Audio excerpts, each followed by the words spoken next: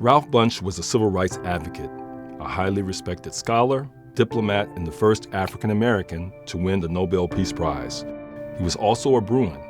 He overcame racial prejudice and poverty to become a symbol of racial progress in a segregated America. He was one of the founders of the United Nations and became the Undersecretary General. This is a snapshot of his life through his own words. UCLA is where it all began for me, where, in a sense, I began. College for me was the genesis and the catalyst. My fellow graduates, we are youth and have the world yet to face. Let us dedicate our vigor and our resourcefulness to the cause of human fellowship. Let us not confine ourselves each to his own little sphere, but expand in heart and soul and become true friends of man. So much we have in common with the youth of all lands. As we go, so goes the world. The existence of racial prejudice, the practice of racial or religious bigotry in our midst today, should be the active concern of every American who believes in our democratic way of life. Indeed, it is impossible to calculate the tremendous cost to the nation of such attitudes and their shameful manifestations. From my earliest years, I was taught the virtue of tolerance, militancy and fighting for rights, but not bitterness.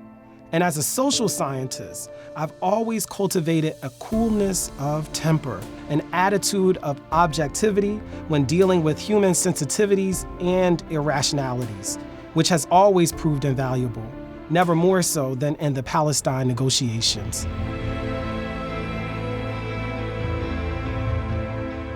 We have set out on a great experiment, the greatest, I believe, in the history of human society, an experiment to demonstrate that peoples of all races, colors, creeds, and cultures can live and work and play together to be welded into a firm unity by the sheer force of a great and compelling ideal, the democratic way of life.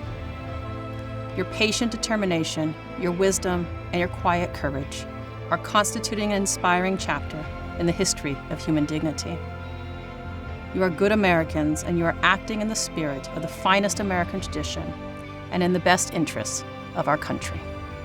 I believe that no man can be happy within himself if he ever surrenders his dignity and self-respect.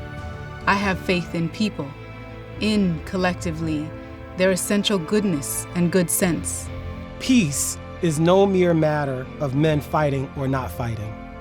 Peace, to have meaning for many who have known only suffering in both peace and war, must be translated into bread or rice, shelter, health, and education, as well as freedom and human dignity. The underprivileged and the undernourished must begin to realize without delay the promise of a new day and a new life.